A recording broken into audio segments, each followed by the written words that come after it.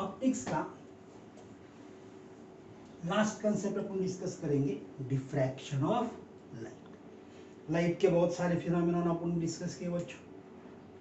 Reflection किया, refraction किया, simultaneous reflection, refraction, total internal reflection, याद आ रहा, पोलराइजेशन, इंटरफेरेंस।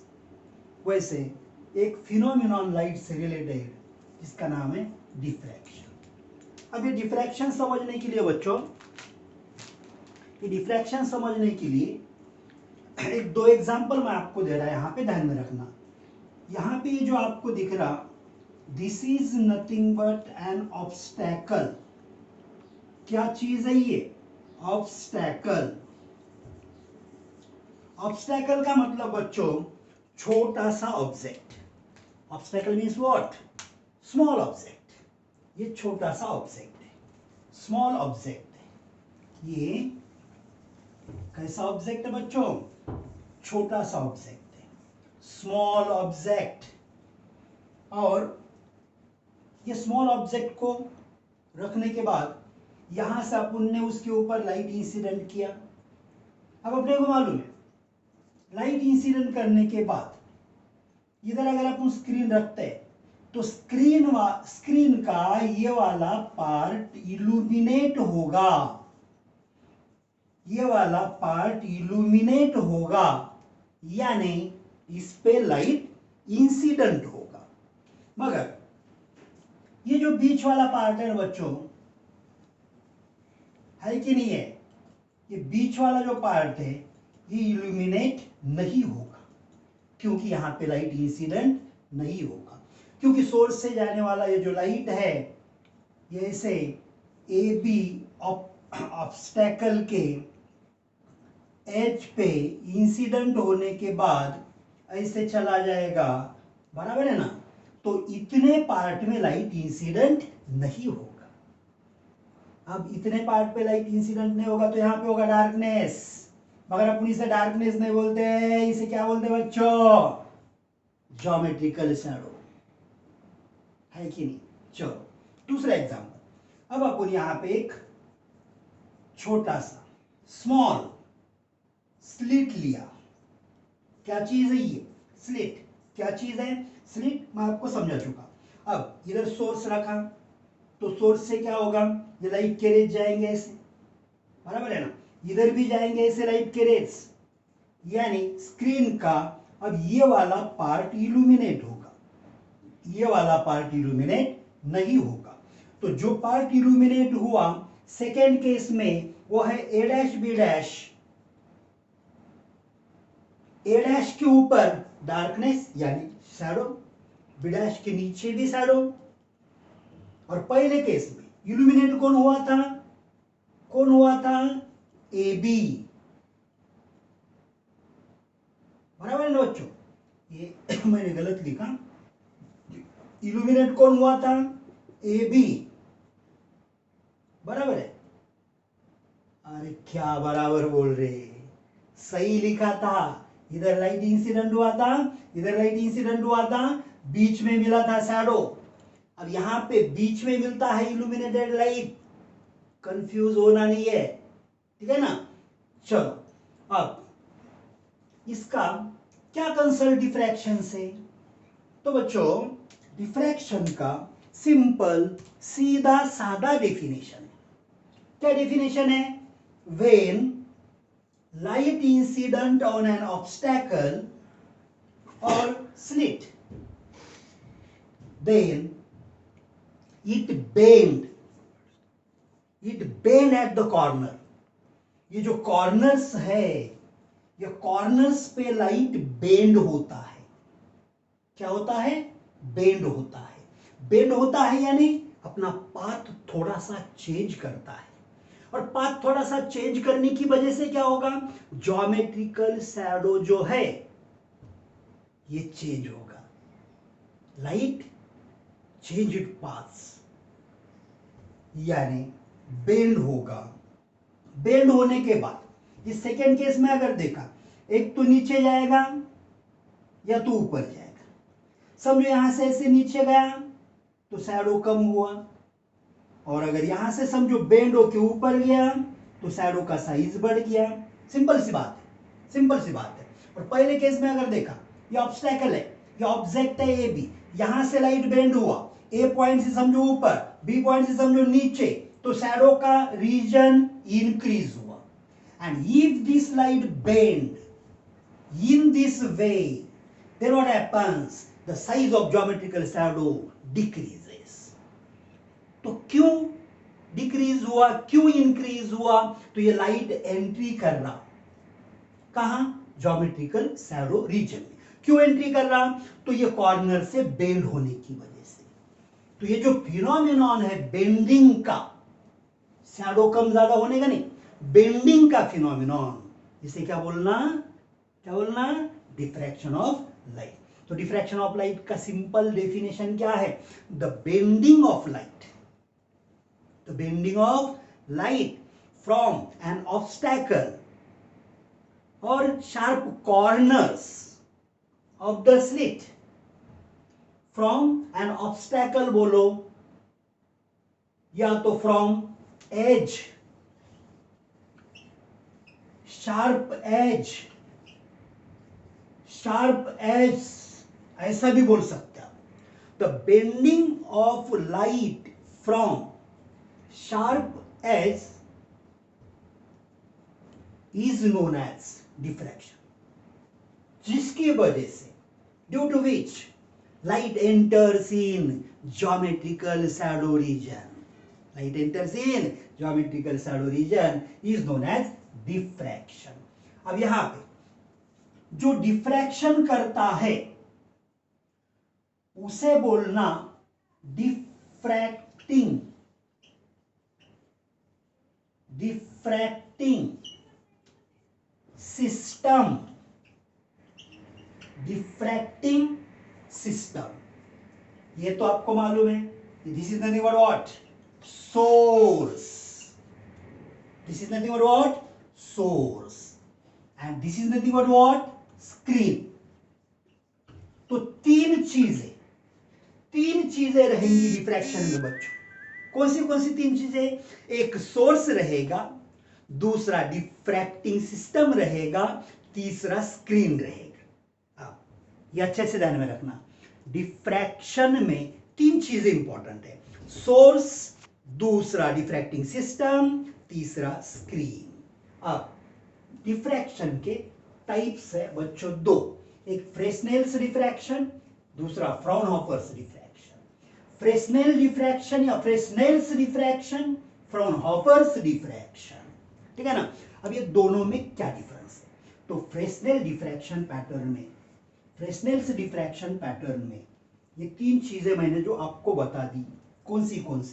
सोर्स, डिफ्रैक्टिंग सिस्टम और स्क्रीन। सोर्स, डिफ्रैक्टिंग सिस्टम और तीसरा स्क्रीन। ये फाइनाइट डिस्टेंस पे चाहिए बच्चों। कैसे डिस्टेंस पे चाहिए? Finite. Whenever source of light, diffracting system and screen are at finite distance, then that diffraction is known as what? Fresnel's diffraction. ये फ्रेस्नेल वही है जिसने बाइप्रिज्म एक्सपेरिमेंट बताया, ठीक है ना बच्चों। डेफिनेशन उतना आपको ध्यान में रखना है, डेफिनेशन में ये पॉइंट इंपॉर्टेंट रहेगा एमसीक्यूज के लिए, ठीक है ना बच्चों।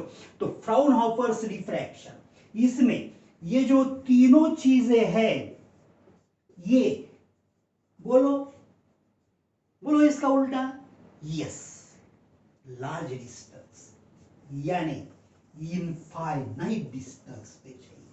कैसे डिस्टेंस पे चाहिए? इनफाइनाइट। दूसरी इंपॉर्टेंट बात, फ्रेस्नेल डिफ्रैक्शन पैटर्न में अपने को वेव फ्रंट मिलता है बच्चों, वो वेव फ्रंट रहता है स्फेरिकल। कैसा wave front? Spherical, Fresnel's diffraction pattern में, क्योंकि फाइनाइट डिस्टेंस पे जो वेव फ्रंट मिलता है उसे क्या बोलते हैं आपको बच्चों? स्फेरिकल। और इनफाइनाइट पे जो मिलता है उसे क्या बोलते हैं बच्चों? Plane. Very good. In Fraunhofer's diffraction pattern we get which wave front? Plane wave front, ठीक है। मगर थोड़ा सोचो, इधर कहीं तो भी इन्फिनिटी पे लार्ज डिस्टेंस पे सोर्स है, यहां स्क्रीन है, और इधर इनफाइनाइट यानी लार्ज डिस्टेंस पे कौन होगा? कोई नहीं होगा, कोई नहीं होगा। ये दोनों के बीच में डिफ्रैक्शन सिस्टम होगा। यहां क्या है? स्क्रीन। समझो, यहां डिफ्रैक्टिंग सिस्टम है, इन्फिनिटी पे सोर्स है, और यहां से इन्फिनिटी पे क्या क्या रहेगा? फिर स्क्रीन रहेगा। बराबर है?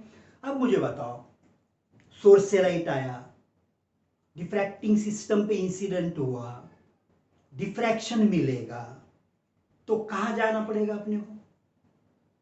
वहां उतना दूर नहीं जा सकते। इसीलिए फ्राउनहोफर डिफ्रैक्शन पैटर्न में एक अपने को कॉन्वेक्स लेंस यूज करना पड़ेगा बच्चों। क्या यूज करना पड़ेगा? Convex lens. तो ये फ्राउनहोफर डिफ्रैक्शन पैटर्न के बारे में अपन इन डिटेल में अभी डिस्कस करेंगे, ठीक है ना बच्चों? तो Fraunhofer diffraction pattern due to single slit, due to single slit, ठीक है ना बच्चों? अब देखो, ये एक्सपेरिमेंटल अरेंजमेंट है, बड़ा एक्सपेरिमेंट है, इसके इंपॉर्टेंट पॉइंट्स अपन ने यहाँ पे नोट डाउन किए हुए हैं। चलो देखते हैं। ये स्लिट है जिसे अपन डिफ्रैक्शन सिस्टम बोलते हैं। फ्राउनहोफर डिफ्रैक्शन पैटर्न में मैंने आपको क्या बोला था बच्चों? डिफ्रैक्टिंग सिस्टम से सोर्स कहां रहेगा? इन्फिनिटी पे, ठीक है ना? तो इन्फिनिटी से आने वाले रेज बच्चों कैसे रहेंगे? Parallel to the each other. कैसे? Parallel to the each other. और पैरेलल रेज क्या बाउंड करते हैं? Plane wave front. तो ये वेव फ्रंट है ए बी, ये वेव फ्रंट है A B, slit A B के ये है एज, यहां पे रेज इंसिडेंट हो गए पैरेलल टू ईच अदर, ठीक है ना बच्चों? अब दूसरी बात, फ्राउनहोफर डिफ्रैक्शन पैटर्न में दूसरी इंपॉर्टेंट बात ये है, स्क्रीन भी इन्फिनिटी पे होता है। और जैसे मैंने बोला आपको, अगर इन्फिनिटी पे रहा तो अपने को डिफ्रैक्शन पैटर्न देखने को नहीं मिलेगा, इसीलिए यहाँ कॉन्वेक्स लेंस यूज किया जाता है, ठीक है? अब समझो कि यहां से रेज बेंड नहीं हो गए, तो ये रेज ऐसे पैरेलल आएंगे, पैरेलल टू ईच अदर आ गए। जो रेज पैरेलल आ गए वो इंसिडेंट हो गए काय पे? कॉन्वेक्स लेंस के ऊपर। कॉन्वेक्स लेंस के ऊपर इंसिडेंट होने के बाद अपने को मालूम है, whenever the rays parallel to the principal axis incident on the surface of convex lens, after refraction they passes through one point which is known as focus. तो ये ऐसे आएंगे, एक पॉइंट में मिलेंगे, ये पॉइंट को अपन ने नाम दिया P0। तो P0 लेंस का फोकस होगा, लेंस से P0 तक का डिस्टेंस, यानी ये स्क्रीन है, यानी लेंस से स्क्रीन तक का जो डिस्टेंस है इसे अपन बोलेंगे बच्चों फोकल लेंथ। और अपने स्लिट से जो डिस्टेंस है, कहां से डिस्टेंस? स्लिट से कहां तक? स्क्रीन तक, इसे अपन बोलेंगे कैपिटल डी।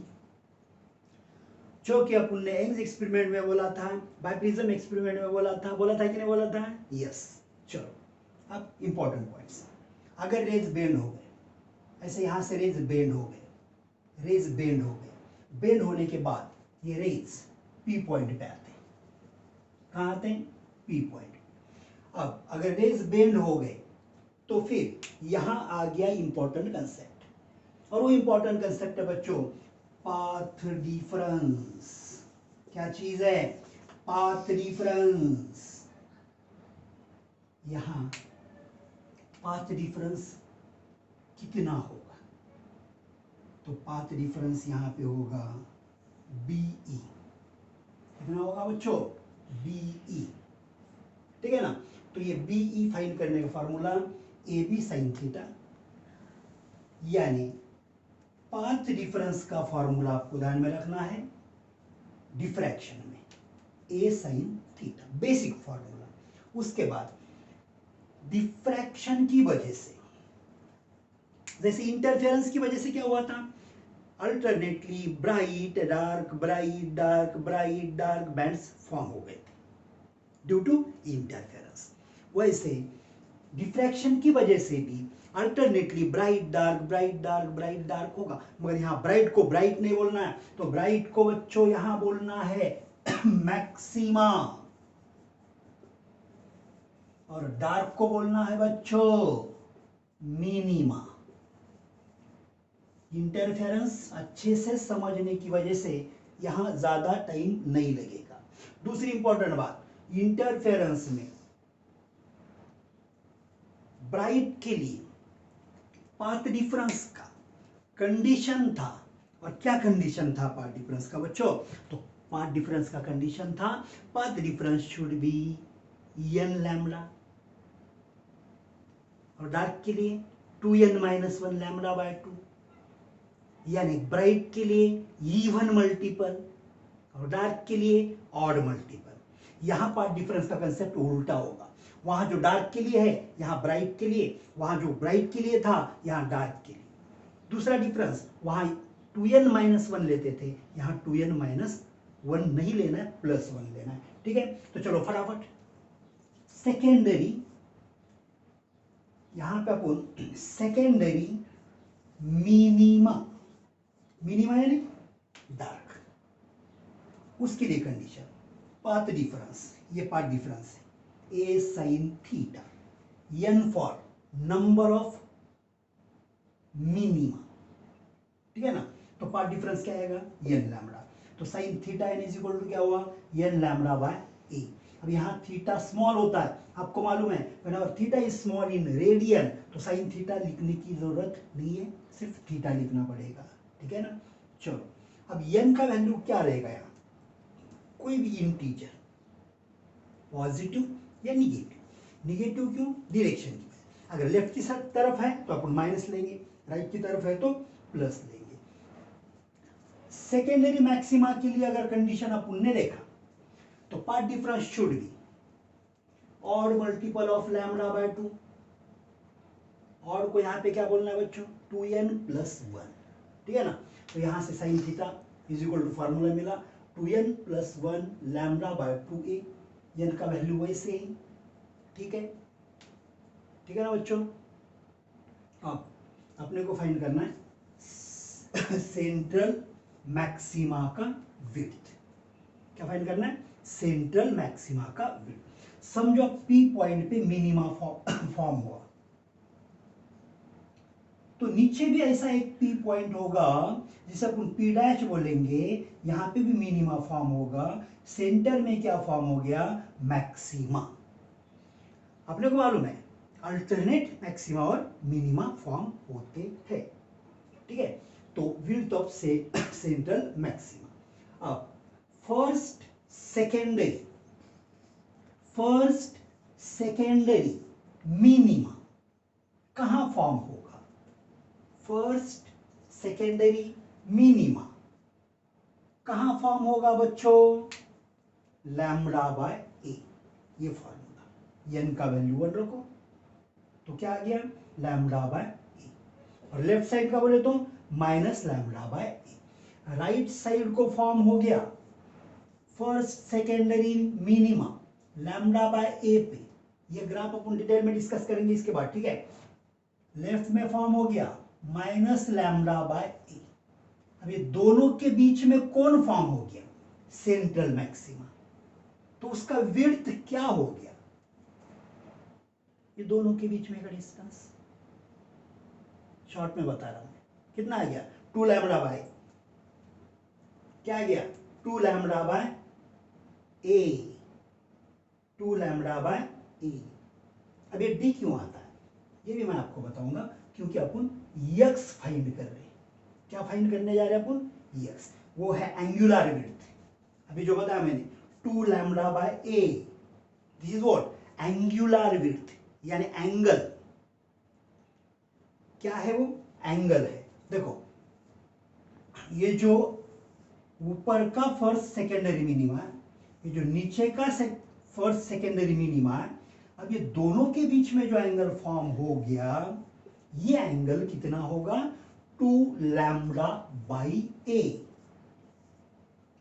मगर ये डिस्टेंस कितना होगा ये अपन डिस्कस करेंगे। तो साइन थीटा, यहां से देखो sine theta is equal to this distance यानी x upon this distance that is capital D, x by capital D, ठीक है ना। मगर ये लेंस डायग्राम में जितना दूर दिख रहा उतना दूर नहीं होता है, तो ये स्लिट के नजदीक होता है, इसीलिए ये अपन डिस्कस कर चुके। कैपिटल डी को अप्रोक्सीमेटली अपन स्मॉल एफ लिखते हैं, तो कैपिटल डी के जगह पे स्मॉल एफ लिखा, x by F is equal to X by D बराबर है। अब फॉर फर्स्ट सेकेंडरी मिनिमा ये फॉर्मूला मैं आपको बता चुका। तो फिर एंगुलर विड्थ और लीनियर विड्थ, ये दोनों में थोड़ा सा डिफरेंस आएगा। तो x by D is equal to we can write what lambda by, ये भी फॉर्मूला अच्छे से ध्यान में रखना। यहां से अपने को x का फॉर्मूला मिलता है, ये फॉर्मूला भी अपन पढ़ चुके हैं। बैंडविड्थ क्या चीज है, बैंडविड्थ कहाँ, इंटरफेरेंस, यहाँ बैंडविड्थ नहीं, ठीक है, यहाँ है विड्थ ऑफ सेकेंडरी मैक्सिमा, और ये x है तो विड्थ को 2x क्यों बोले, तो देखो this is x is what the distance of first secondary minima from central maxima. यहाँ जो फॉर्म होगा उसे बोलना सेंट्रल मैक्सिमा, बाद में जो फॉर्म होगा उसे बोलना फर्स्ट सेकेंडरी मिनिमा, उसके बाद जो फॉर्म होगा उसे बोलना फर्स्ट सेकेंडरी मैक्सिमा, फिर क्या आएगा सेकेंड मैक्सिमा आएगा कि मिनिमा आएगा, सेंट्रल मैक्सिमा, फिर कौन आ गया फर्स्ट सेकेंडरी मिनिमा, फिर कौन आ गया फर्स्ट सेकेंडरी मैक्सिमा, फिर कौन आएगा सेकेंड सेकेंडरी मिनिमा, फिर कौन आएगा सेकेंड सेकेंडरी मैक्सिमा। तो सेंट्रल मैक्सिमा के बाद सबसे पहले कौन आता है, तो फर्स्ट सेकेंडरी मिनिमा आता है बच्चों, ठीक है ना। अब इसीलिए यहां पे 2x आया, x का वैल्यू रख दिए लैम्बडा डी बाय ए, और डी को मैं बोला अप्रोक्सीमेटली क्या लिखते हैं f, तो 2 लैम्बडा एफ बाय ए। ये फॉर्मूला हो गया to find the width of central maxima. तो सेंट्रल मैक्सिमा फाइंड करने का, सेंट्रल मैक्सिमा का विड्थ फाइंड करने का फॉर्मूला अच्छे से ध्यान में रखना।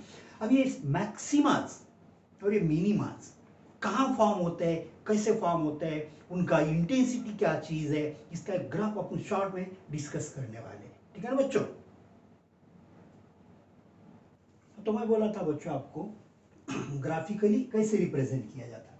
तो मैक्सिमा के लिए अपन ने फॉर्मूला क्या स्टडी किया, साइन थीटा यानी थीटा एन, साइन थीटा यानी approximately theta n is equal to what 2n plus 1 lambda by 2a। और मिनिमा के लिए बच्चों 2 मिनट कॉन्सेंट्रेट करो, मिनिमा के लिए बच्चों n लैम्बडा बाय ए। अब ये मिनिमास कहाँ कहाँ फॉर्म होते हैं, देखो मिनिमास कहाँ कहाँ फॉर्म होते हैं। देखो n का वैल्यू रखो 1 लैम्बडा बाय ए, n का वैल्यू रखो 2 लैम्बडा बाय ए, n का वैल्यू रखो 3 लैम्बडा बाय ए, यहाँ मिनिमा फॉर्म होगा। मैक्सिमा कहाँ फॉर्म होंगे बच्चों, देखो पहला मैक्सिमा 1 रखो, 2 into 1 2 plus 1 3 lambda by 2a, 3 lambda by 2a यहाँ आएगा बीच में 3 lambda by 2a। This is what first secondary maxima. अब ग्राफिकली अगर अपन ने रिप्रेजेंट किया तो ग्राफ अपने को ऐसे मिलता है, graph of intensity versus sign theta यानी थीटा। एक्स एक्सिस पे साइन थीटा लिया, वाई एक्सिस पे लाइट का इंटेंसिटी लिया।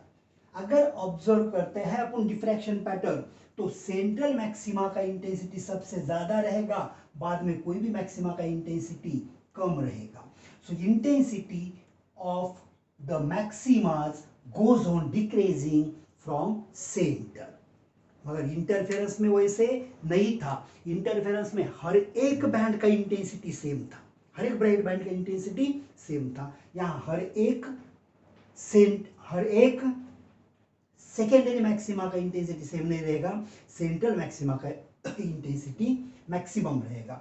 दूसरी बात, यहाँ सेंट्रल मैक्सिमा का विड्थ सबसे ज्यादा है as compare to any other maxima, और इंटरफेरेंस में हर एक बैंड का विड्थ बच्चों कैसे था, सेम था। अब ये जो डिफ्रैक्शन पैटर्न है, इसका एक सिंपल एग्जांपल देता हूं मैं आपको।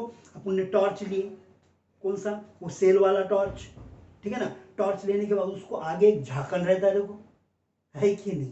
तो अगर अपन टॉर्च लिया और उसके पीछे वाले झाकन को अपन घुमाते गए, तो टॉर्च में अपने को लाइट ऐसे मिलेगा बच्चों, सेंटर में ब्राइटनेस, और उसके बाद अगर आपने देखा तो उसके बाहर भी अपने को कुछ ब्राइट रिंग्स दिखते हैं। That are nothing but secondary maxima.